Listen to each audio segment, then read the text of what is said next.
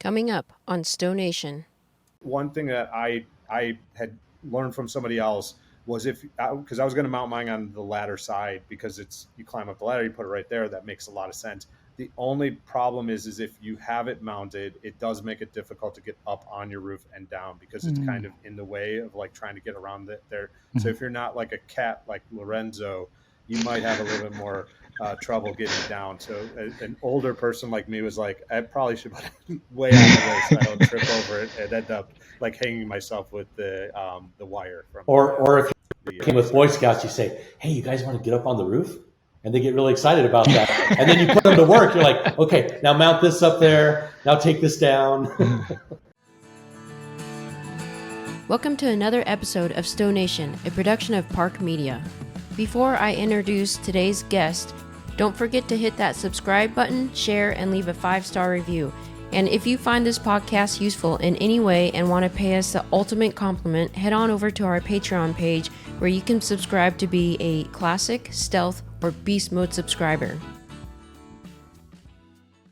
Hello and welcome to the STO Nation podcast. Today we're going to hear from some digital nomads and talk about connectivity on the road or off-road, including the new kid on the block, which is Starlink satellite internet, launched recently by SpaceX. I'm Michelle, and my guests today are Craig Schneider, Lorenzo Interiano, and Jason Shuren, excuse me. It should be a very fun, wide-ranging discussion today. Many of us have embarked on the adventure of exploring more while still remaining connected to the grid and connected to mobile networks as needed. I think we all get a lot of questions from folks new to van life or new to doing some full-time efforts and overlanding about how we stay connected, especially those of us who work from our vans. And today I've got a really nice crew assembled, all of which have either done full-time or are experts. I'm going to classify each of you as experts in the field of connectivity as we work through our journeys together. First off today, we're going to do some quick introductions. On the left of my screen is Craig. And Craig, if you would, tell us a little bit about yourself, what kind of van you're running, and maybe what your last adventure was in van life. Awesome. Well, thank you so much for having me. I'm super excited to be part of this group and share our story, mine and my wife Annie's story. So we purchased our Stealth, which we originally didn't get a Stealth. We actually were originally on order for a Classic.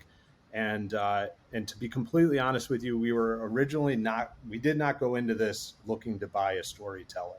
I was going to do my own build, and I am handy enough to do that, but I'm also foolish enough to think I should do that. And my wife is 10,000 times smarter than me when it comes to those things, and knew that we should buy something pre-built. The problem is I am an engineer by mindset, and I can't help myself. There's no way I would ever buy something that was not a storyteller, to be honest with you. It would have to be a custom build, or I couldn't buy a Winnebago style kind of thing. And there's nothing wrong with it.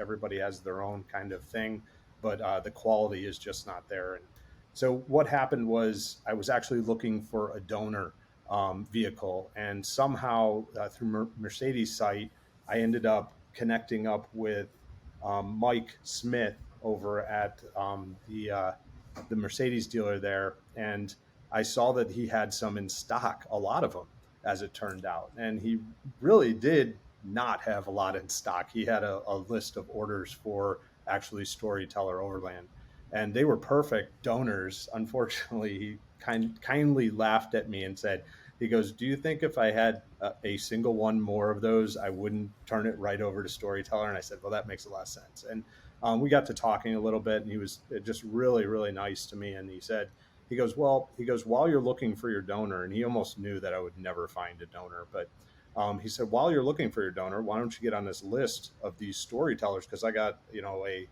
a 9-month waiting list for, I think at that time it was 12 months, but he had one that was someone canceled 3 months in. And he goes, I got no one else looking for this Classic. He goes, if you want to get on for a Classic, you can put deposit. I said, well, what is it? And it was $5,000. And I said, sure, I'll put a $5,000 deposit. I go, you're telling me it'll be refundable if not? And he said, yeah. So the months went by, and I thought it was going to be one of those bait and switches at that point. I thought he was going to call me like 2 months later and go, "Oh my God, you won't believe it! We got one available. Come and get it today." And so as the time went by, and actually I started studying more on these and looking at the quality and the build and everything, I realized that this was something that was really ideal for us. And once you start breaking down the costs as well, I knew I wanted a high power electric system because I have that in my Airstream, which we did a full renovation on a 1973 Airstream. So we're into cult vehicles like that. I'll talk about my addiction on that another day, but anything that's culty like that, I think I started my whole van life out in a Westie. So I did that as well. I did it when it was still really affordable. So, I bought a van in California for $800, put a little paint on the outside and drove it for 3 years and sold it for $1,200. So it was, and put no money into it except for fuel. It was amazing. So it was a good experience. But I knew I wanted that big electric system with the Volta. And once you know the cost of a donor vehicle, which is going to be 70 grand if you do it right, and that was back then, so it's probably more now. And then you figure in for a Volta system, which is another 30, you're already 100 grand into it. And what a deal you get with a storyteller when you look at all the other parts and pieces and it being ready to drive off the lot and done right. They know where the pinch points are. They know where the headaches are going to come and all that stuff. And I couldn't be happier. Me and my wife went into this completely blind as well. We did not look at one. We did not drive one. We had no idea what we were getting into. We went the morning we went and picked ours up was the first time we ever saw a storyteller at all. And it wasn't ours. We saw a classic in the driveway. Well, you say it's bold, but to be honest, the YouTube and the following and all the social and everything and the way people show every little detail of the van and their life, you feel like I at least felt like I really had a really good understanding of what I was getting, and it held true in my case. So I don't remember the question, but the question was, how did I get? Well, when did you finally get your van? Actually, I should ask that. So we actually picked our van up. It was we got it a month late, which was great because it was during the time when the vans were getting pushed back because of Mercedes was delivering late and there was part shortages and everything. So we were so pleased to find out we were only going to be 30 days late. We got it in September of this last year. So so we've had it not a year yet. And I'm sure the question is, how many miles do I have on it? The answer is not enough. I wish I could put more. Me and my wife love going out. There's only one person that loves that van more than me and my wife, and that's our dog. He just looks out in the driveway all day at the van wanting to go on a trip. And if we even go and open the door, he goes nuts. Like he wants to go. And sometimes I'll be working outside and I'll just open the door because there happens to be beers in the fridge sometimes in that van. And so I'll go to grab a beer out of the fridge, and the dog, he'll be like wanting to go out, and then he'll just hang out in the van all day in the driveway. It's the craziest thing. But so we have put 13,000 miles on it, which I think is pretty good, respectable. That's pretty good for a year. Time. Yeah. And the amazing thing is the stories like of the places we've been, and and the people we've met, and just it's such a great vehicle for that. Like I said, we do own an RV, a 32-foot Airstream, and that is a lot of work, like planning where you're going and everything else. And we do like boondocking. Even with that vehicle, we had set it up so it's completely off grid, and but you can't just pull in somewhere. And you had asked the last place we went. We actually went to Philadelphia. My youngest daughter wanted to go. She's into history and wanted to hit up Philadelphia, which there's tons of history there. And we could just pull in a parking lot in the middle of the city. We ended up doing overnight parking there. It cost us less than $30 for over like a day and a half of time, and we walked from everywhere from that center point. It was amazing. And just to be in a regular size parking spot. And we find that that's the best part of this van, is the fact that we can get into places we normally couldn't. And we enjoy it so much. And it's set up. Right now, we're actually going on a 2-week trip to the Adirondacks, and we're bringing our Airstream. And I forgot how much time it takes to set it up, get all the stuff in there, get it. It's just so big. There's so much time. We spent like 3 days just getting it ready to go on the trip. In the van, I'm like 5 minutes before we leave, I grab my duffel bag, I stuff a few things in there, and I'm on my way. And that's what we enjoy, and we're looking forward to taking more advantage of. So if you know anybody looking for a 32-foot Airstream, I might have one for sale here. A land yacht is available, is what you're saying. Yeah. That's fantastic. How about you, Jason? What are you running right now? It's funny. I think we all have like a go bag like that, right? It's like, a couple days worth of clothes, hit the supermarket on The way bug time. Lunchables and life is good. Yeah, that's great. So, yep, you're good. Yeah, so I have a 2020 Classic that I think I've run out of things I can do to it at this point. It's there's a few of us in the community that have these Classics that have been so heavily modified. Instead of calling them beasts, we call them behemoths. And so Paul Pritz is working on badges for us. I think I'm behemoth number 2, and he's behemoth number 1. And so we're going to have these behemoth badges. But I was able to find a used store in spring of 2020. And this is right before COVID became really a thing. There were whisperings of it and lockdowns, but no kind of real lockdowns or anything. Nobody really knew where that was headed. And so it wasn't a COVID thing. It's just, Craig, like you, I had a big 30-foot camper trailer and a big Dodge Ram truck that was great for our family of 5 when there was, Scouts and Girl Scouts and all these things that you go to for weeks at a time. But, as the kids have moved away and gone to college, there's just 3 of us now. And my wife likes to go camping, but she likes to go for one night. Right? So that whole 3-day, routine of getting everything ready to go somewhere for a night doesn't cut it anymore. And so we sold the truck and the trailer. I found this used. And when I say used, the person I bought it from had bought it in Denver, drove it home to Dallas, and then decided that they needed to sell it. So it still had all the plastic on everything. They had never taken it camping, so I really got lucky. And I was living in Nevada at the time, which is one of the 4 states where private party vehicle transactions have no sales tax. And so I escaped that whole thing as well. So that just went right back into lifting stuff and cutting stuff and doing things to it. So I've had it right around 2 years. I think I just hit 50,000 miles on it. So it has been used very, very much so. And we've been super excited during the height of COVID. My wife, who's Korean, actually took our daughter to Korea for 3 months where there were schools open and things. And I remember sitting, one day shortly after they left thinking, why am I sitting here home alone? And so I grabbed my go bag and I basically worked from the van for about 3 months. And that's where the whole connectivity thing became really important, right? Because if you're just going out for the weekend, that's fine. But if you're, working from the van and that connectivity becomes a bigger issue. And so I think many of us will relate who have worked from the van. Prior to Starlink, it consisted of camping someplace that probably didn't have enough connectivity for you to actually do your job, especially if you're on video calls as a regular course of your business. And then very early the next morning, going down into the closest town, right, where there's a cell tower at the supermarket, and sitting there in the supermarket parking lot working all day.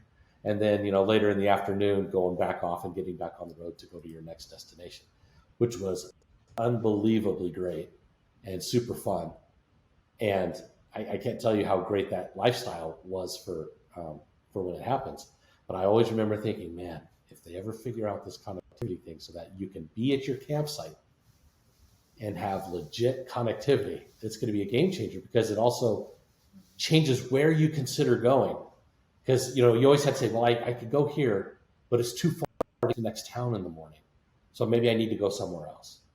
And so, we'll get into it here in a minute, but Starlink changes that dynamic completely. You can really go someplace that is so far off the beaten path where you would never hope to have a cell signal in a million years.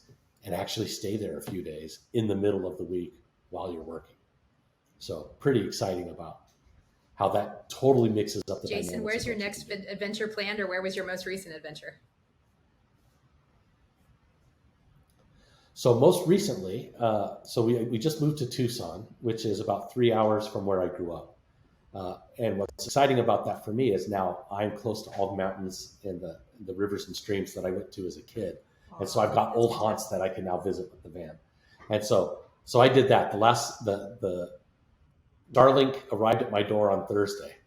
Friday afternoon, I shot up to the top of a mountain about 2.5 hours here from Tucson, where you get up to about 10,000 feet elevation of the heat.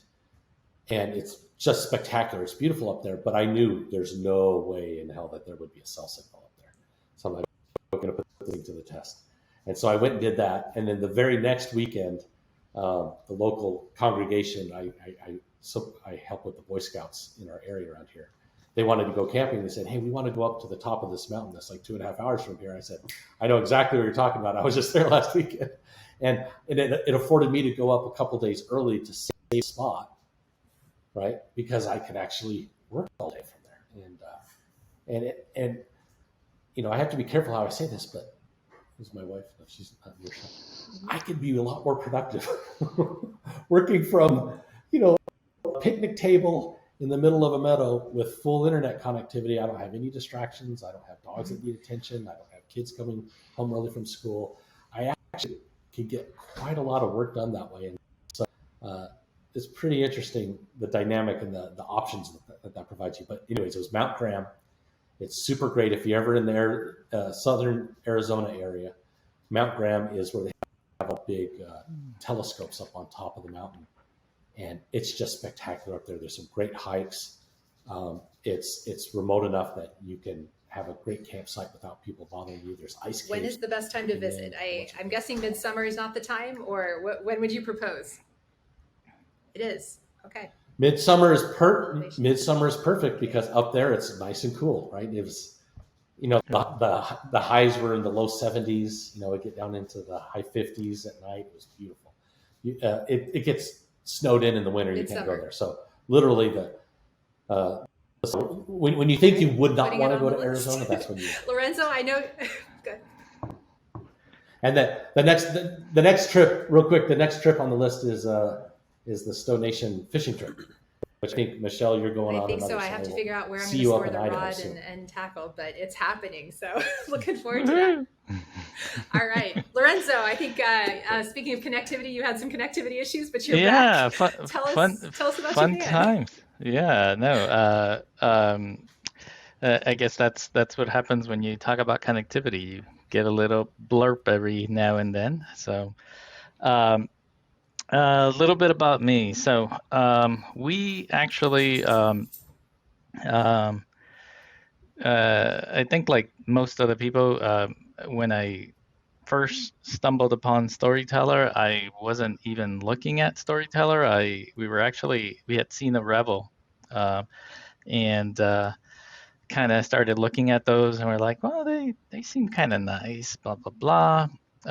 Long story short, we ended up going to a dealership here in Southern California to go check out a Rebel. We get there, and we're looking at the Rebel, and then the owner of the dealership says, have you looked at the Storytellers? I was like, no, I don't think we have. And he's like, I'm getting a couple delivered today. He's like, why don't you go grab lunch, come back after lunch, they should be here by then, and you can take a look at it. So our first experience was actually comparing a Rebel and a Storyteller side by side. So which at the time was actually a very unique and awesome experience, because I mean, it really was no comparison. I mean, we started looking at for me, it was like I was looking at the battery systems, because I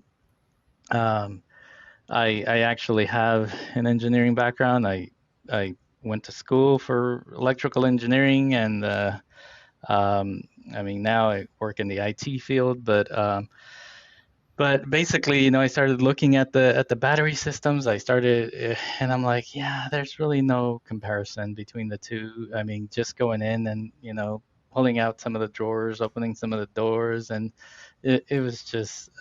I think once we saw them side by side in like 15 minutes, we're like, yeah, we're getting a storyteller. I mean, it was just a no-brainer at that point. Um, and then so we put a deposit for a storyteller stealth, and that's what we ended up getting. We got ours at the end of 2020. We actually we have a 2021 stealth, but we placed the deposit I think in July and ended up picking it up. Originally, it was scheduled to be delivered in November, but it got pushed back to December, so we picked it up in December.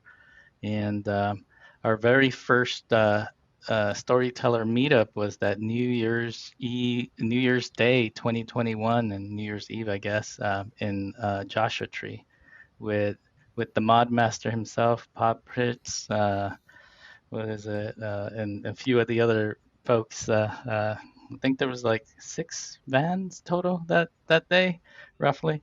So at the time, that was the biggest storyteller meetup.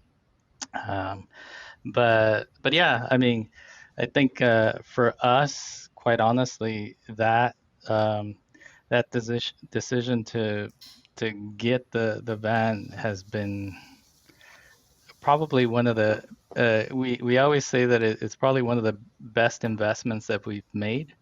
Obviously, not from a you know true financial standpoint, but one of the best investments Financial in our standpoint. quality of life and in just really meeting other awesome people. I mean, I think that we've made a lot of friends just through shared common interests and meeting up with these rigs. So I think it's been an awesome experience thus far. And as long as you go into it knowing that that that it's I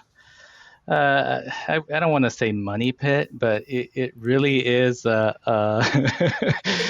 gift that keeps on giving. yeah, there you go. That's a positive spin on that. It's the gift that keeps on giving. Yeah, no, and it's but I mean, it's been so much fun. I honestly, I mean, I look at Jason's rig. I look at all the other, even Michelle's rig, and I'm like, oh yeah, look at those. So, There's definitely some neighbor envy. I know, right? Isn't it? I mean, it's just honestly, It's it the doesn't. most fun I've ever I had mean, with a eventually, depreciating I'm sure asset, it'll get there, right? but it doesn't even feel like it at this point. It's been fun. It's definitely been a lot of fun, and I think that's one of the main reasons why we all get these things is to enjoy life. So yeah. Where was your most recent trip, Lorenzo? Our last trip was actually to Baja. We did a sprinter overland trip to Baja, and that was actually pretty nice. It was just what was it like 4 days, I think, and we were in um, we were on both sides of the little Baja Peninsula. So first we started on the eastern side, and then the last day or so we were on the western side. It's crazy what a difference the mountain range makes in Baja. It's like when we were on the eastern side, it was hot, humid, muggy. Soon as we switched over to the other side, it was beautiful. I mean, it was just like, I mean, I think it got to like 70 degrees, cool, breezy. I mean, it was just, it was Living the beautiful. dream. Yeah, and that's actually the first time I got to try out the Starlink. I tried it on a trip in Mexico, and I mean, it did amazing. When I booted it up, it said, "Welcome to Mexico." That's the greeting you're looking for. Welcome to Mexico, and here's the tequila. Exactly. None, no roaming charges. So that's the best. That's the best part about roaming it. charges? So, That's um, fantastic. but yeah, Right? yep, that was the last trip. Yes. Well, originally we were supposed to have a trip this weekend. So I would have been on a trip right now, but unfortunately, some family things came up, and we had to readjust and yeah. So unfortunately, not not a great reason to. I think what ended up happening, but I'll spare you guys the details for now. I'll share That with you guys that later, means but that means yeah. you just have to reschedule. Something Yeah, new, no, that bigger, just better means is we have to happening. reschedule. Exactly. So It'll be great. Awesome. Well, we've got just by way of quick background, my husband and I, we started off with a 2020 Classic, and we were one of the very few who were lucky enough to walk onto a dealer lot and buy our van. Of course, they said, if you don't buy this in 30 minutes, someone else will. So the largest asset purchase I've made in about an hour in my life, and hopefully never do that again. But it was quite an adventure back in, I think it was May of 2020, we bought that. And of course, Storyteller announced a beast mode in July. And as most of us know, supply chain issues very rapidly became a challenge. We looked at what kind of mods we were going to do to our Classic. We said, hey, why not just trade it in? Let's get a beast mode. So we put ourselves on the list to upgrade to the Beast. That came in, and I think it was October. We purchased ours up in Oregon, and it's been quite an adventure. We have definitely used it to its max. During the pandemic, we planned to take a couple-week adventure to California. As many know, things turn out differently than expected. 6 weeks later, my husband and I and our very spoiled pup were looking around and said, why do we need to stay within this small apartment downtown Seattle? Why not just move into 86 square feet of the finest living accommodation on wheels? So we went back to Seattle, put everything into storage, and we moved into our van and traveled the country, worked full time for about 9 months.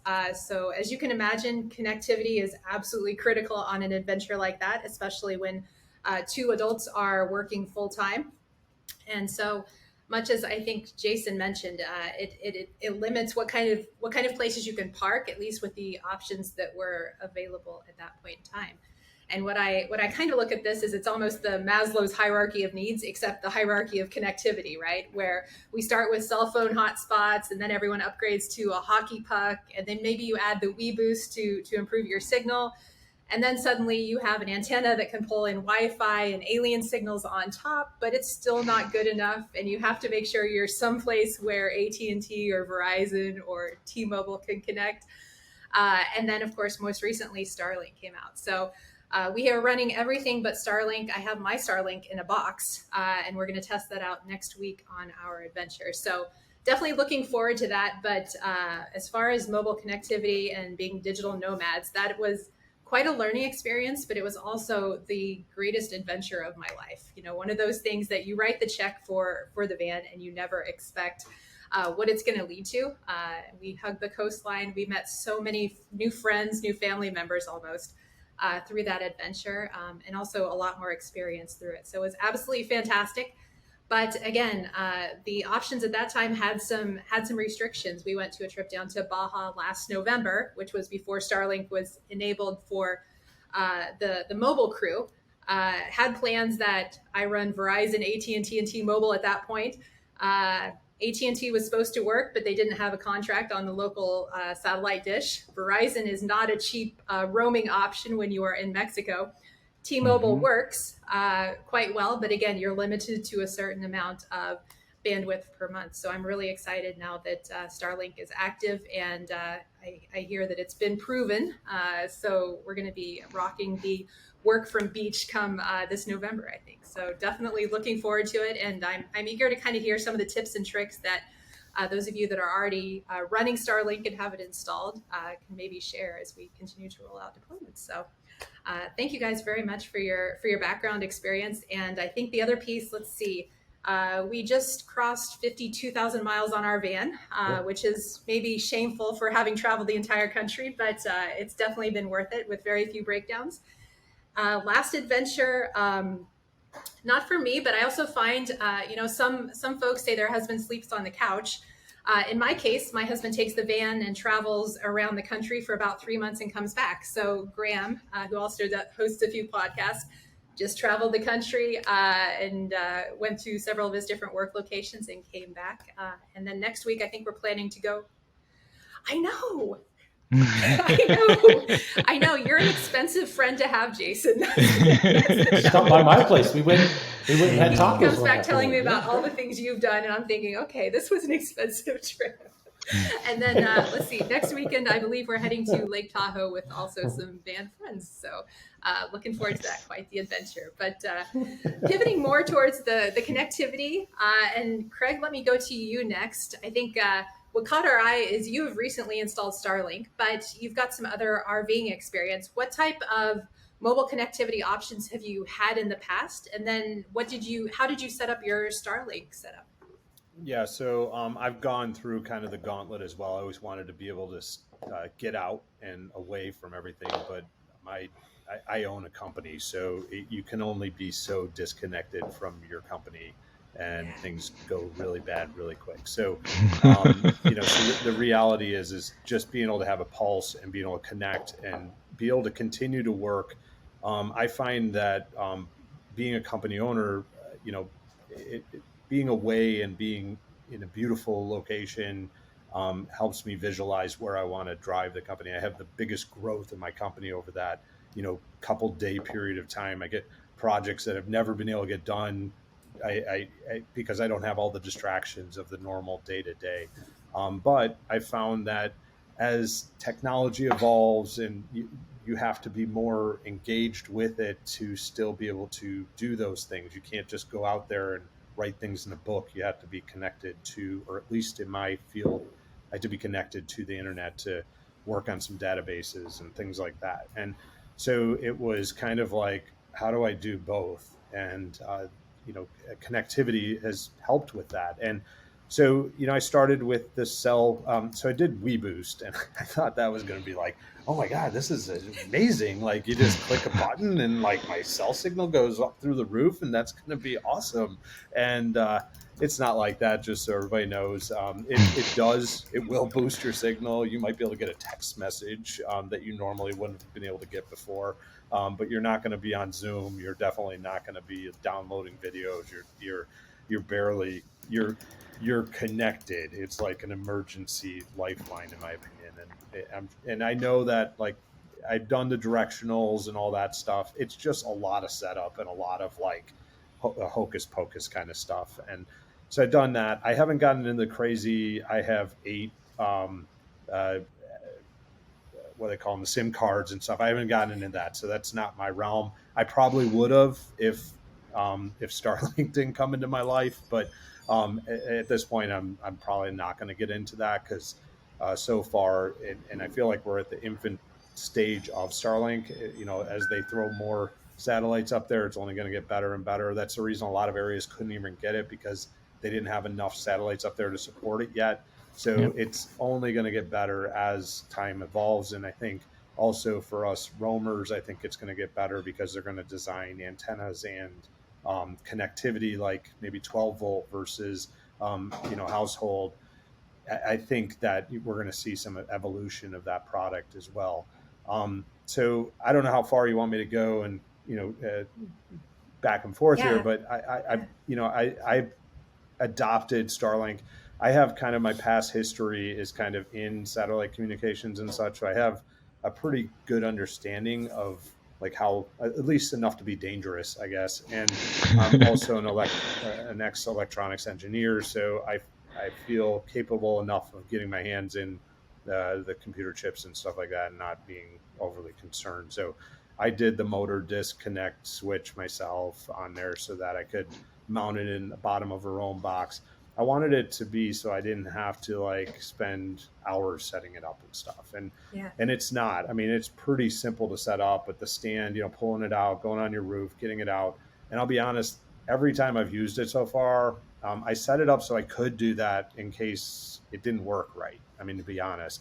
And I have it just flat mounted, shooting straight up into the sky on the top of my van. And I've never taken it out of the box, and I haven't used it a ton, but I've used it enough to feel like I, at least in a lot of different environments, to feel like I understand it. And I will tell you that it's not perfect yet. And I think, like I said, I think it's going to get better. If you're on a Zoom call, you're going to get a couple where it slows down a little bit and catches back up with you. One Zoom video I did go just into audio just to help out with that a little bit, but I probably didn't need to, looking back on it. If your job is really like you have to be super professional and you got to be on a Zoom, you probably shouldn't be trying this stuff anyways at this point. The reality is I think you have to be upfront with people like, hey, I might lose connection.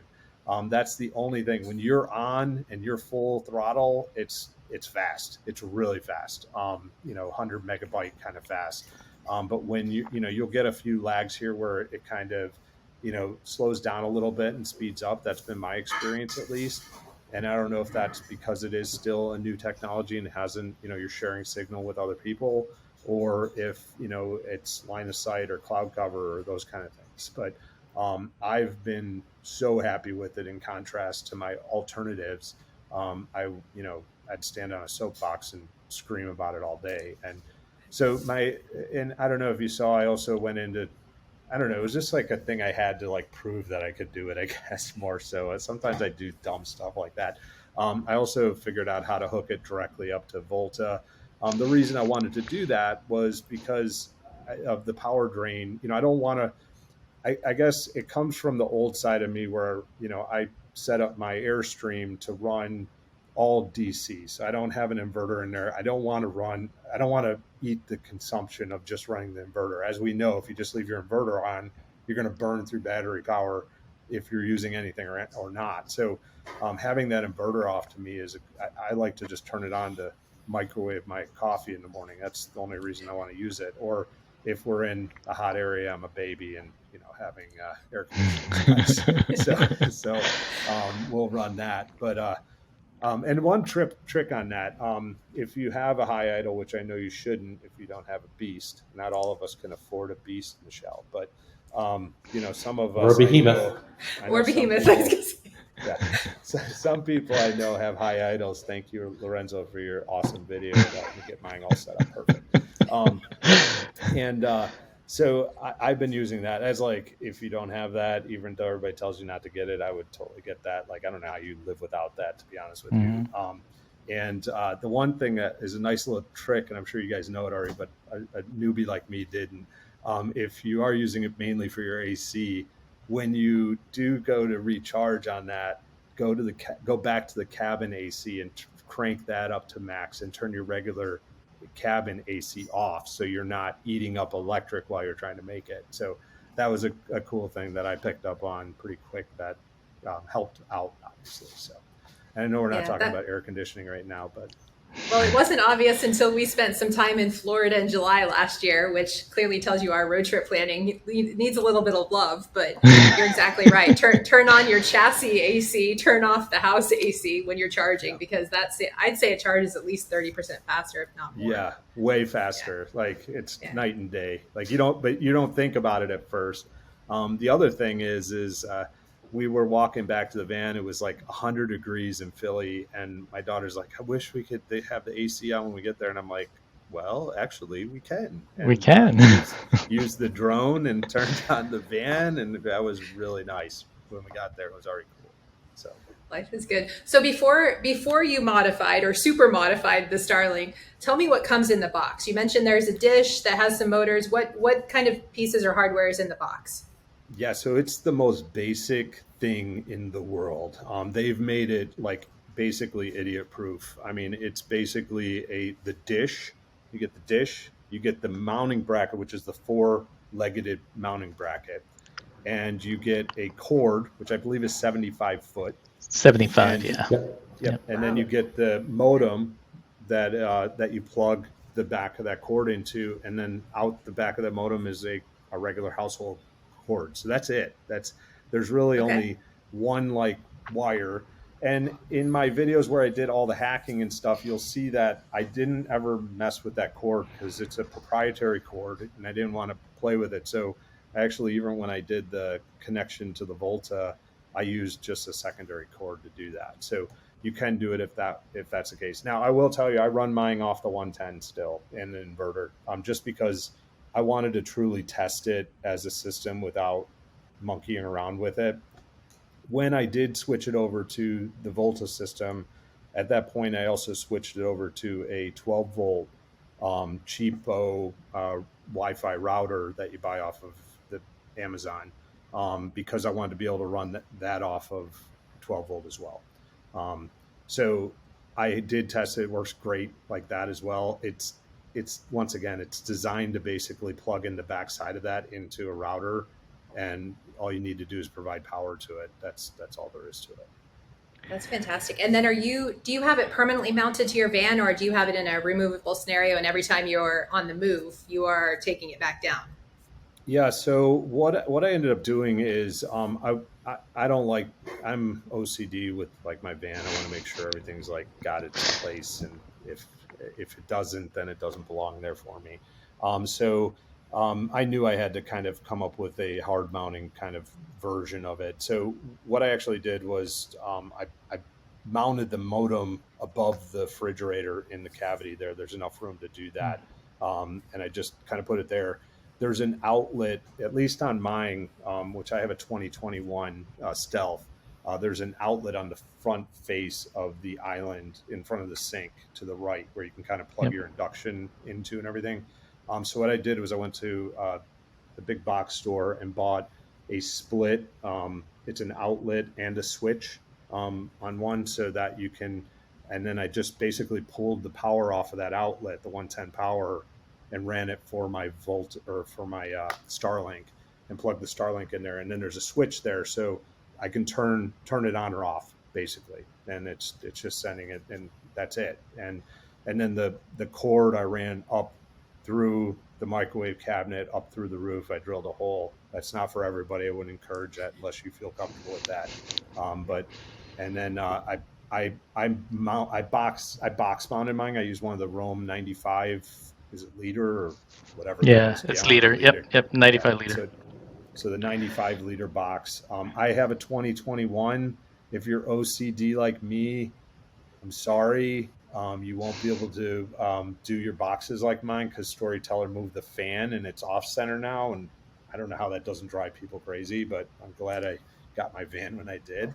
So, so I have two boxes, and those boxes are like, they're like military grade, these boxes. Like if you haven't checked out a Roam box, I love these boxes. They are amazing. They're super watertight, because I wash my van with a pressure washer, and usually most of those boxes get water in them and stuff. These boxes are airtight. They're amazing. And they're super sturdy, so you can sit on them. So we actually sit up on the boxes on the roof now.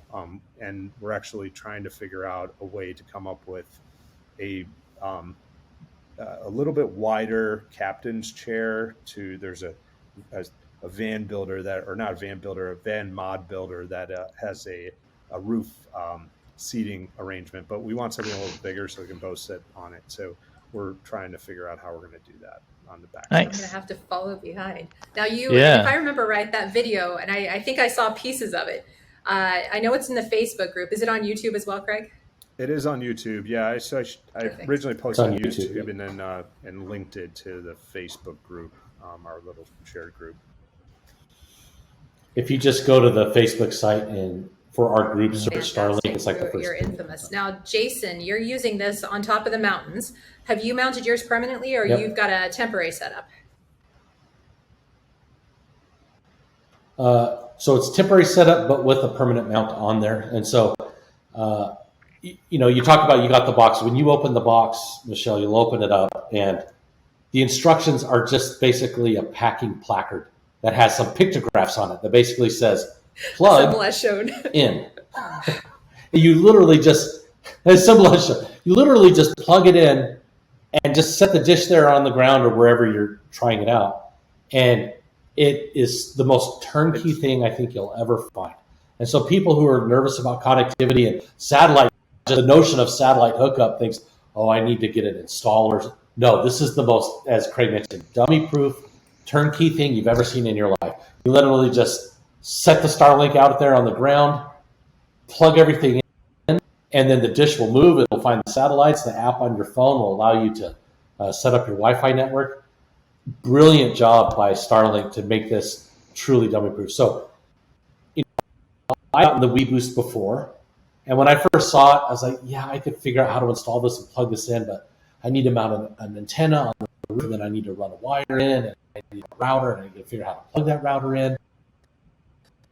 And it was a lot more involved, and so I had Agile Off-Road do that for me when I was in there for an install, and it was great. My experience in the West with the WeBoost was it would always give me a bar or two extra, and I could go sometimes from, to your point, Craig, barely being able to get text messages to actually making phone calls and even doing some work calls in Teams. So it helped, but you were still so dependent on what type of signal you could get and how strong that signal was and what provider was providing it. And the Starlink is literally, you could be anywhere. As long as you don't have big obstruction in your way, either set it out on the ground, set it up on the top of the van, plug it in, you are instantly online and running. I'm seeing 120 megabits plus pretty consistently and very steady. And the great part about it is the little app on the phone has an obstructions finder. So it uses the camera on your phone, so you just open up the app and just wherever you are going to place the dish, you just stand there with the phone and it uses the camera to determine how much obstructions could interfere with the signal. And you'll notice when you do that, it still is looking mostly towards the northern sky, right? And so if you can find a place where you have really good unobstructed views heading north, that helps a lot. And so 2 ways that I've used it so far is once just setting it out on the ground. With that 75-foot cable, you can just run it out into some open field near where you're camping. Add to that. Set it on the ground, plug it in. My system's so flexible. With the other option is box mounting at the bottom. Yep. I have a volcano mount on my roof as well, but that four-legged stand to be able to get it out. And the reason I learned this was with actually solar we have a big solar array on our Airstream, and I found that solar on the rooftop of any kind of RV is kind of the dumbest thing ever. And the reason is because if you're smart, you park your RV in the shade. So you're not getting blasted with sun all day. And I was thinking the same thing would happen with my Starlink, that I would have to I'd park it in the shade, and I'd want to have the flexibility still of being able to grab a signal somewhere. So that's the reason I did that. I'm sorry to cut you off, Jason.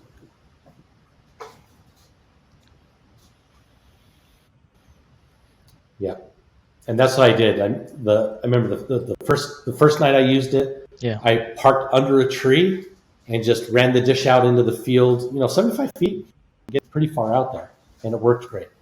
The second time I went camping with it, I was actually in a place where I couldn't really park under a tree. I was out in the open, and so you could purchase from Starlink this little mount that bolts right to your front runner rack with two M8. Just get two M8 bolts. And you can permanently mount this little rack, and it folds down out of the wind. And so if you're in a place where it makes sense to have the Starlink up on the roof, you just have that mount just permanently up on the roof. You run the little dish up there, plug it in, you're good to go. And the other aspect I found that is pretty easy is because that cable is so long, you can have it on the roof, you can have it out in the middle of nowhere. And as long as you just have the cable hanging down at the bottom of your doors when you shut them, the little foam flashing that you have around your door is flexible enough that it doesn't pinch your cable. So you can close your doors. You're not drilling holes in the van, not doing anything weird. And so I just bought a big Pelican case that is similar to the size that the Starlink comes in. And I store everything in that Pelican case. And when I want to go, I just open up the Pelican case, throw the dish out, plug everything in. The router just sits there in the van. And that router, besides giving you full coverage inside the van, it gives you full coverage for quite a ways away from the van. You could be hanging in a hammock, sitting on a picnic table, and you've got 100 megabit plus internet. I have found, especially as you get out of cities, the further, the more remote you get, the better it is.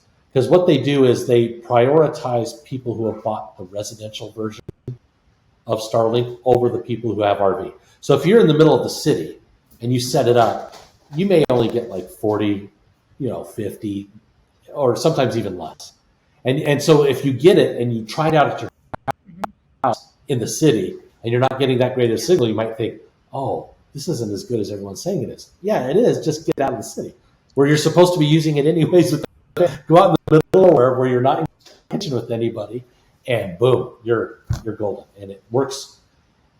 Again, when you talk about satellite internet, I think most people, if you're not a super techie person, are going to be like, oh, I don't know if I can set this up. It is the most turnkey, plug it in, it just starts working thing that you can get. And for $135 a month for unlimited, bandwidth, I'm doing video we were Teams talking calls about at work. speed.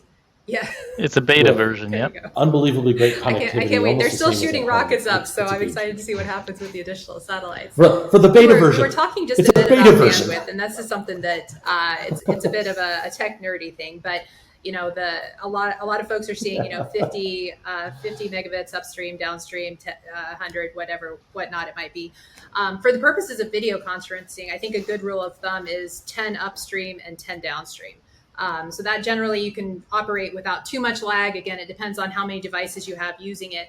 But for video conferencing or for movie streaming, that's generally kind of a good guideline. Sometimes you can go down to 5, but just a good rule of thumb I think I've found is that 10 number seems to be pretty consistent that it works. And of course, anything on top of that is just gravy, and your downloads, your uploads run just so much smoother and faster.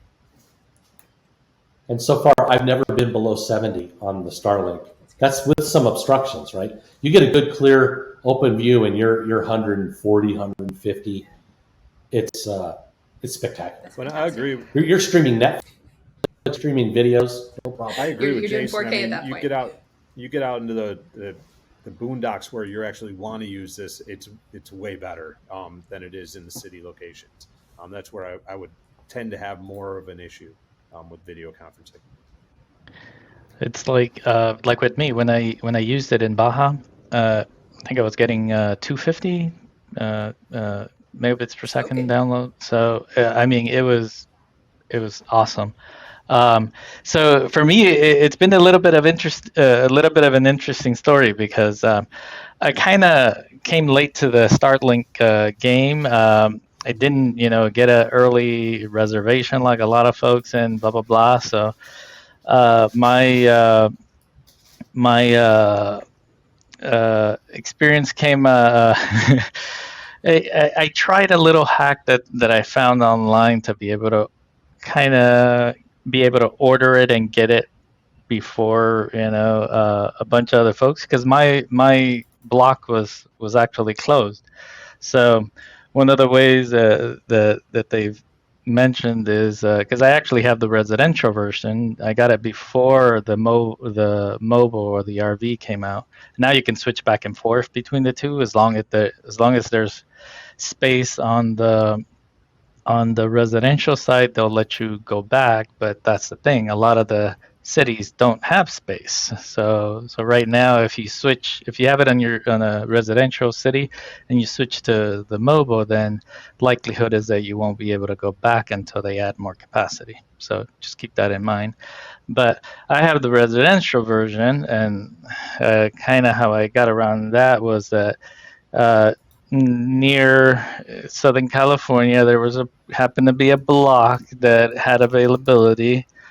Got the coordinates, entered them into Starlink, and then added my home address as the delivery location, and that's how I got my Starlink. So I have the residential version, and my version in the city actually works just as good as it does on the outside. I mean, it's the same price, but the difference between the two is that for the residential version, they guarantee a certain amount of service versus the RV when they deprioritize that. In the cities or based on capacity, I guess. So, I mean, if I just pop out the Starlink here in my home and I load it up, I'm getting about 180, and so just download in the city. So it's like I said, it's actually quite awesome, and at those speeds, you're able to work. I mean, that's just more than enough to be able to do whatever you want to do, and even I have to use VPNs and all kinds of other stuff, and no problem. I mean, no issues whatsoever.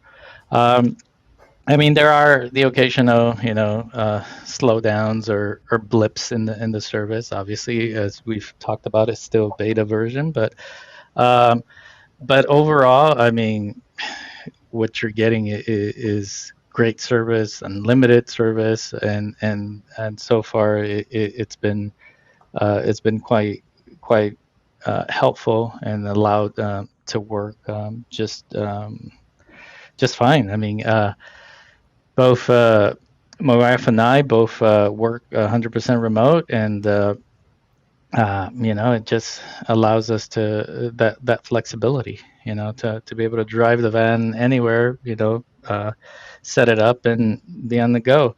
I actually have the same mount that Jason was talking about, that folds down, that you can mount up to the front runner rack. That thing is amazing.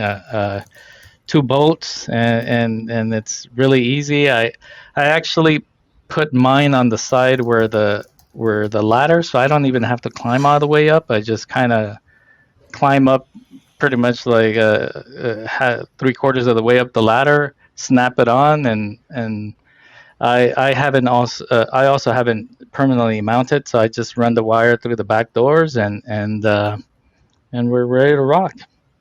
Making me feel like I need to open my box. You should try it out.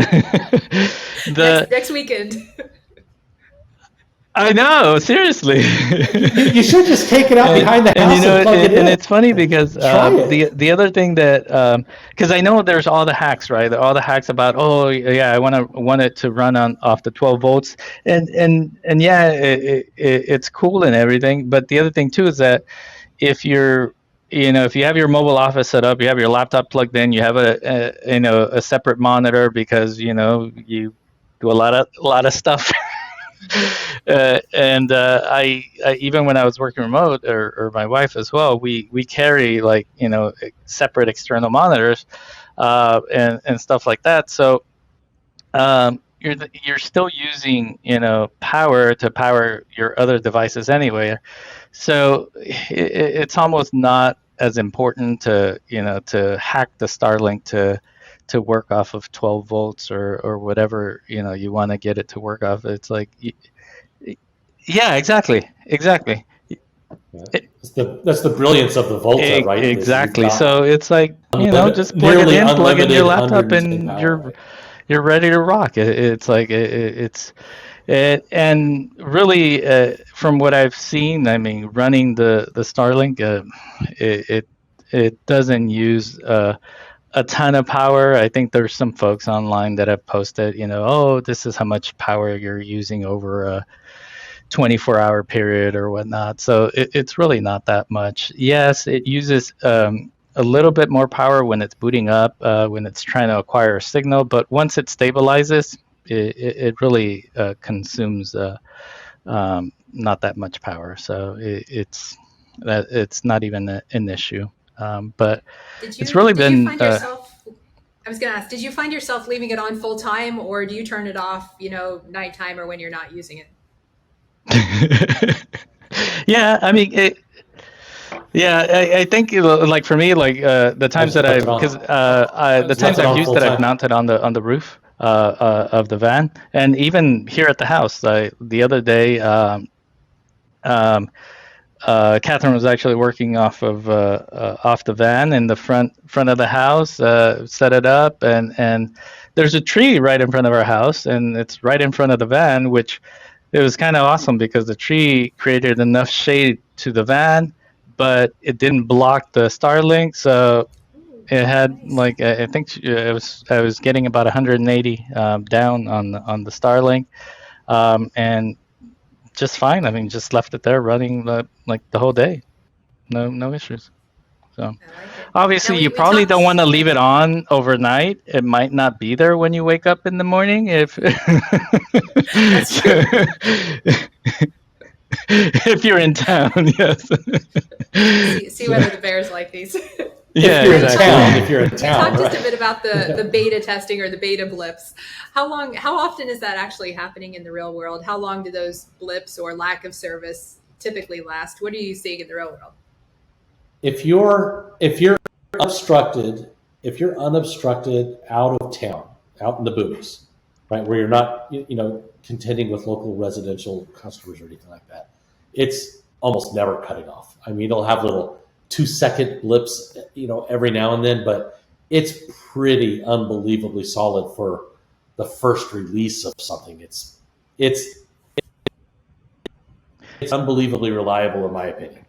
And so, if you have some obstructions where the satellite might be going behind the tree every now and then, you'll get a blip, but it's only for the duration that the satellite's moving and it catches another signal.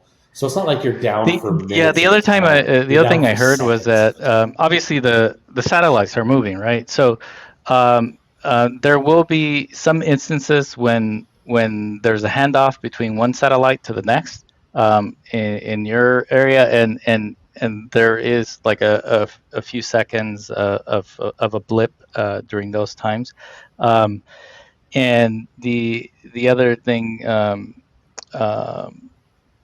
Too is that it's just really I feel like there are going to be like little blips, but it's such a for the most part it's such a short period of time that you're going to notice it as a slowdown rather than as a I'm like completely cut off service kind of thing, and I mean, in the app, you're also able to look at the logs. You're able to see when there's network slowness or blips or whatever you want to call them. But you're able to look at that in the app to see how reliable your service is in any specific area. So. And you'll become a junkie at looking at that. I know, right? You're just, and you'll be doing speed tests like every 5 minutes, and it'll drive you crazy. So just stop right off the bat. It works great. Just don't even get involved in that run. I do have one thing to add as well, as Lorenzo was talking about the pivot mount. That's what it's actually called on Starlink. It's called the pivot mount. With the 2 bolts. It used to be called the volcano mount. So you'll hear some old timers calling it the volcano mount. And the one thing that I had learned from somebody else was because I was going to mount mine on the ladder side, because you climb up the ladder, you put it right there. That makes a lot of sense. The only problem is if you have it mounted, it does make it difficult to get up on your roof and down, because it's kind of in the way of like trying to get around it there. So if you're not like a cat like Lorenzo, you might have a little bit more trouble getting down. So an older person like me was like, I probably should put it way out of the way so I don't trip over it and end up like hanging myself with the wire from. Or if you're working with Boy Scouts, you say, "Hey, you guys want to get up on the roof?" And they get really excited about that. And then you come to work, you're like, "Okay, now mount this up there. Now take this down." See, there you go. You got to make use of your resources. All right. So it sounds like I'm hearing everyone would absolutely recommend Starlink. Do it again. We acknowledge it's still in the beta version. For those listening, I see 3 heads that are nodding very quickly at me. So that's a resounding yes. The question, I'm going to go left to right. Craig, with you first, is what do you wish, or what would you do differently, or what do you wish Starlink would do differently or release next as far as evolution of satellite internet? It's a great product. I can't complain about it. I mean, you feel like you're 10 years in the future when you're using it. I mean, Jason, I'm sure you can agree, and Lorenzo, just when you see it, the first time you connect, you're like, I'm talking through space. You're like, It's this is crazy. available now? Like, I would have expected another 10 years or something. It's like, he hasn't even launched like a third of the satellites he's going to do, and it already works this good. Yeah. So, I mean, it's like, there's really nothing you can complain about. I compare it to, and if anybody has an Android, I'm sorry already, but I compare it to Apple products. I mean, they just work, and that's the beauty of them. They're just, it's designed to be user friendly and not like where you have to spend hours trying to tweak it. And, could you get a better signal? Maybe. Who cares? Like, the reality is in day-to-day life, it's a great product. It works amazing. It even works like not even as it's designed, as some of us are using it, box mounted, shooting straight up. So, I mean, we're not allowing it to do its magic and turn and everything. So, you're going to get a little bit worse of a signal, obviously, when you're doing that, because it's not dialed in to be perfect. But the reality is it works so good, I don't even have to play with it at all. I just pull where I am at, or you're not allowed to use it while you're driving, but if I left it on by accident, maybe it still even works then sometimes. So, and I feel like, considering the Starlink police are already going to Lorenzo's house before mine, I feel like I'm good. Yeah, I mean, it's like the other thing too is that they've already they're working on getting the permission to be able to allow you to use it moving. And I think even for like the other thing they're starting to use it on is on boats and ships and stuff like that. So I mean, as long as they don't get blocked by another company that's trying to get them blocked, I think that it should be fine. It's like Well, I think they got an overwhelming support on not blocking it, from what I've heard. Yeah, that's what I've heard too. Yep. So I think that's a good thing. And so one of the things. Sorry.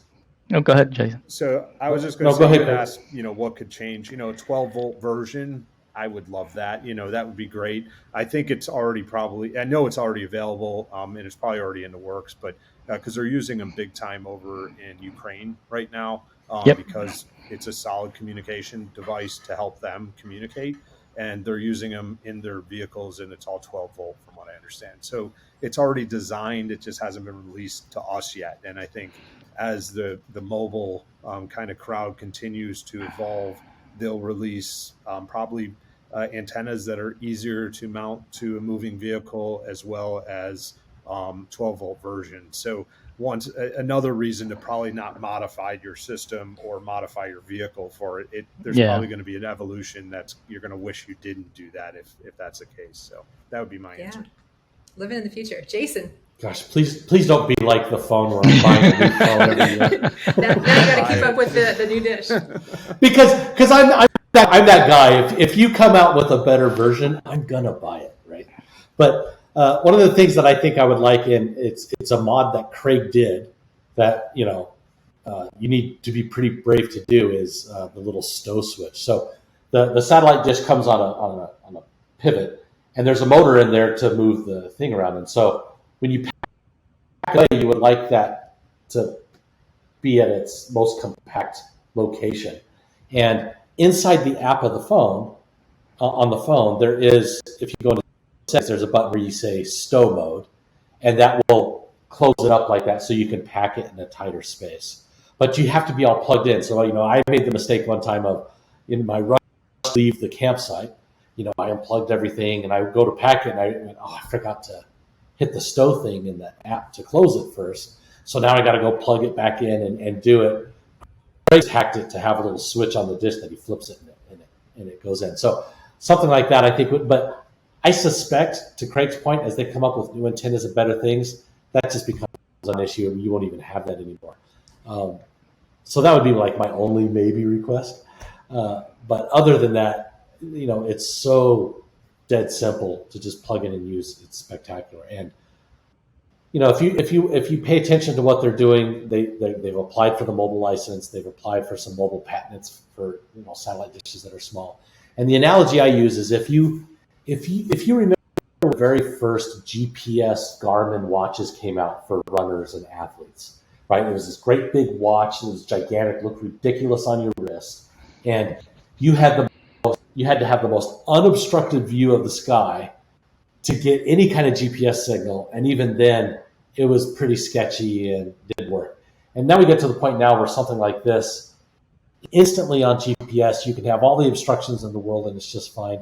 I think you're going to find out that we're going to get to that level very quickly, and it's going to be one of those things where just every van is going to have this, and every car is going to have this. Every Tesla vehicle is just going to have this as a standard. And so if he's charging 135 now, the price is going to drop when there's 10 times the subscribers. So it's the very beginning beta version, 135 a month.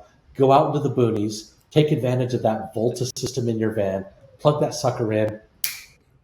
You're doing 120 megabits and streaming Netflix great. And on Teams calls instant. It really does feel like we're living living outside of what we for me, I've been thinking, and I think really the only thing that I think they can or could have done is the cable that they use obviously is their intellectual property, but it really for the most part conforms with power over Ethernet, and they could have just used the power over Ethernet cable standard, and it would have been so much easier for everybody else to just use whatever they want to use to as far as a router, as far as even just powering up the dang device, and I know that they do a slight modification to the cables for the power. That's the only change that they've made to that standard, and that's why it's non-standard, and that's why it's their own cable. But I mean, it's like from just reading all the hacks and stuff like that on the forums, it's like that's that little obstacle a lot of people have been able to overcome very easily. But if they would have just used a standard cable, I mean, that just would have been so much nicer. You are on team no proprietary cables. I like it.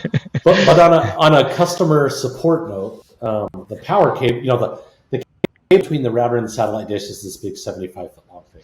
And then the power cable between the router and your power source is like 6 feet. Very first time I used it, packing it away, I must have somehow dropped the cable. I got home and I couldn't find it. And when you go to their little store on the website, they have replacement cables for the satellite and mounts and all things, but they didn't have the power cable. And so I sent them in the app, just a support request saying, hey, how can I get a replacement cable? And it's not available. And they immediately responded back saying, oh yeah, it's not on the store. I can order one for you for like $20. Do you want it? I said, yes. They just used the card that's on the account, ordered the cable. I had it in a few days. So the support was surprisingly good. That's good. And so far, again, I feel like we should be able to do this. So it feels a little bit like we're cheating the system somehow. Like I'm up at 10,000 feet in the middle of nowhere in the most amazing camping spot, and I'm sitting there at the picnic table doing all of my normal calls and work and being as productive as I would be at home, if not more. Yeah. It feels like I'm cheating. Life's good. You don't need the fake Zoom background behind you that has the woods or the waterfall or the tree. I know, right? Because it's the actual woods behind it. I actually took a picture of the background that normally is behind me when I'm sitting at my desk, and I use that, and they have no idea. That's great. I love it. All right, Michelle, I think as a listener, probably one thing that we haven't talked about that people might be asking if they're not familiar is the upfront cost. There is an upfront cost of $700 to buy the dish or the hardware portion of this. It's like buying a cell phone, basically. So you have that investment. I believe if you're on the residential plan, like some people maybe, that it is actually cheaper. It's like because I originally was on that as well. It's like $109 or $107 a month. It's 110, but if you want to be able to use it in other areas, then you have to pay for the portability, which basically makes it 135, which is the same as the RV cost. So the cost, if you're going to move around, the cost ends up being the same. So Perfect. So I yeah. think that answers any cost wise. And really the only other thing you would want to buy if you want to buy it is that pivot mount, which I think those are like $40 or something, if I remember correctly. Yep. Yeah. Somewhere in Perfect. that range. And we're recording this on July 29th of 2022 for those cost references. Their webpage right now is saying $135 a month with a one-time hardware cost of $599. So I know it's changed a few times, but that's the latest and greatest. And if you go to their website, they have choices in residential, business, RV, and maritime. So that's what happens to us early adopters. We have to pay the big price. the penalty tax to being the early adopters. All right. Well, as we close out today, thank you, gentlemen, very, very much. I appreciate it. The last question, I'm sure, is completely unexpected. And that is, of course, what does it mean to be part of the STO Nation community? What does that mean to you? And Craig, this is your first time on the podcast. How would you answer that question? It's awesome. I mean, it's such a like-minded group of people, and even the people who don't own stoves, they want to be part of it. They want to help you out. I think one of the biggest things is when you own a vehicle like this, it's very customized and very, specific to your needs, and you get out on the road, and as we all kind of shared and giggled about earlier, it's one of those things that you're going to have some problems. I mean, you're in a moving house, that's driving down the road at speeds that sometimes I'm like, I can't believe I'm going this fast. So the reality is things shake and move, and you're going to have some displacement of things that maybe, break. And when that happens, having a group of people that have likely had a similar problem or can at least like say, hey, did you try this or did you do that? Or, I can't believe the support I've gotten from the group. And then also when you're a modaholic like myself, and it sounds like Jason is as well, seeing how other people have done it and giving you tips on like, yeah, you shouldn't put it there. And, paying attention to what the rest of the group is doing also can be helpful, because I'll be like, well, why did you do it like that? Because I would have done it this other way. And they're like, well, I did it like this because, a good example is I just got my brand new wheels for my van, and I'll be talking to everybody if I want to do 35s, but I know I shouldn't. But I feel like we're so close to where we can get the speedometer and everything to work properly. You can. You can. I know. You can. I know. You can. So, that's another topic, guys. We'll talk about it. We'll talk about that and toilets the next time. But so I actually got the wheels from Owl. They just got delivered like 15 minutes before the zone. The Talons. I got the Talons. I got them in bronze. It's going to be ridiculous. I'm so sorry that you don't have them. But so I was talking about with the spacers, and I was talking to somebody, and they're like, "Yeah, you can't do the spacers. We actually, if you look at I think it's the Ultimate Revel has the spacers and the Talons on there. They look awesome, but FYI, you can't open the side door because the tire sticks out so far it hits the door. So that's stuff you would never think of until you actually like installed them on your truck and realized you can't. I mean, you don't need the sliding door, right? That's fine. No, it's on 35. In my case, I can tell you that the tires stick out far enough that if the van is on an incline, it just props the door open. So I use that as a door prop. The door still opens. Yeah. Yeah, there you go. Yeah. Especially if you air down, then you got it really sticks. So yeah, I mean, that's what I would say. I feel so like, and the like-minded, the one thing, if you haven't done and you're part of this group, go to those like group things. I've only unfortunately been able to go to one of them. I'm on the East Coast, and unfortunately they're actually having like the Van Expo like the week, because when you make state of New York kind of campground stuff, you have to do it a year in advance. And they have actually one in New Hampshire, like right when I went on vacation. So I'm like so upset that I'm not going to be able to go to that one. But we don't have as many van get-togethers on the East Coast yet. We're kind of, I think, 5 years behind the rest of the crew here. And, I feel like I'm glad I kind of beat everybody to the punch on that. But you don't drive. We go down south and we see like, we see other STOs in their natural environment. It's so cool because you're like, oh, there's a storyteller, and but you here start up it's the like, East Coast meetups. It's yours. Just put on the Facebook group and you've got a meetup. Yeah. It'd have to be. So, we've hooked a few people up that have decided they wanted to go down this journey and let them come by and take a look at ours because, we didn't have that benefit.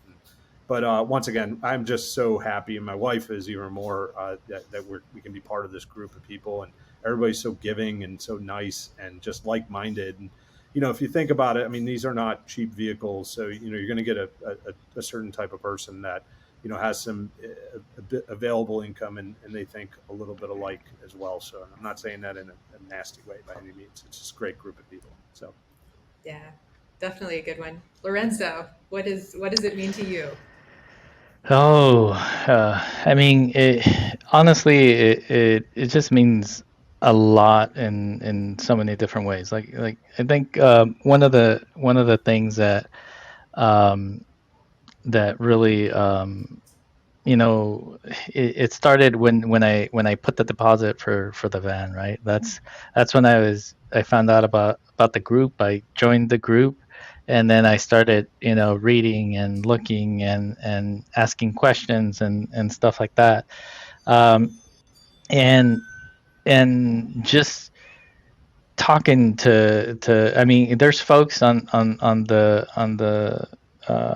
the Facebook group that I've talked to so many times and chatted online so many times, but because they're either on the East Coast or our paths haven't crossed yet, but I feel like we're friends, we just haven't met in person yet, and that's one of the wonderful things that has happened from being a part is that the vans are honestly an amazing product. They're a home on wheels, or yes, things are going to happen, and you just have to expect that. I think that a lot of people that have never owned. This is my first RV or recreational vehicle, whatever. But I am the type of person that I like to do all my research. I like to understand what I'm getting myself into, or in this case, understand what I got myself into because I had already put a deposit. But it's like you got to understand all the ins and outs, and you got to understand that it is a home on wheels. So things are going to break. Things are going to, just like they do in your home. And if you're handy, you're able to fix things in your home, then you're handy and you're able to fix things in the van.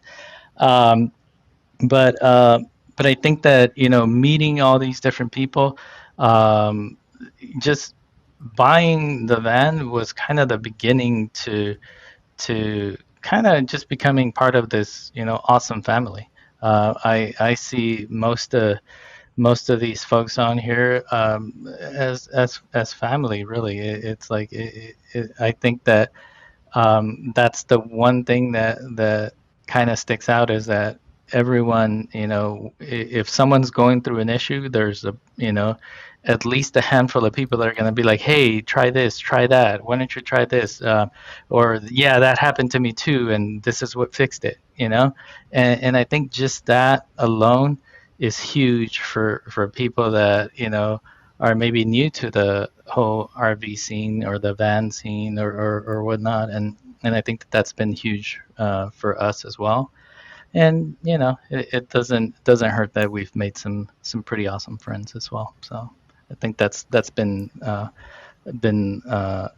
cherry on top of the ice cream. So that's not a bad one. Jason, how about you? Yeah, it's great. So I bought this van and all friends came along with it. It was weird. It was completely unexpected, right? It's like, I don't know what Storyteller is charging for the friend premium, but it's pretty cool. And because of that, I've done things and learned things that I wouldn't have thought to do. So for example, when they said, hey, we're going to have a bunch of us meet up in Montana and go fly fishing together and get fly fishing lessons. Like, are you kidding me? I'm in. I wouldn't have probably done it on my own, but going up with a group of people, doing fly fishing lessons, going fly fishing together is great. Your husband Graham came by the house a couple weeks ago on one of his trips, and he said, "Hey, let's go to Oshkosh and go check out the airplanes. They have a place you can park the vans and watch the air show." I'm in, right? And so it's been great to not only have the van that allows you to go do a bunch of things, but to the extent that you want, there's other like-minded people with similar vans that say, "Hey, let's go fishing together. Let's go to the air show together." And that's been a lot of fun. Unexpected friendships. I like it. And connectivity. So we can connect from afar. I like it. Well, with that, watch the air show and stream a video at the same time. Life is good. All right. Well, thank you all. I really appreciate it. It's going to be a heck of an adventure. I think, as you can tell, everyone here is excited to see what is next. But hopefully everyone listening in has learned a little bit of something. And personally, I'm going to open that box and we're going to test out the Starlink next week. So it's been a very good one. Thank you all and have a great afternoon. Woohoo. Thank you. Thank you, Michelle. Thanks, guys. STO Nation is a production of Park Media. The executive producer is Younghwa Kim. The audio engineer is Stephen Grasso. The marketing director is Guillaume Golson. The original music and artist is done by Jason Wallsmith. The sound designer is Lorenzo Interiano. And the webmaster is Peng Shi. Without any of these people, this podcast couldn't happen, so a big, huge thank you. And a big, huge thank you to you, the listener. If you like this episode, please don't forget to subscribe, share, and leave a 5-star review. This is Younghwa with STO Nation, and I can't wait to share the road with you.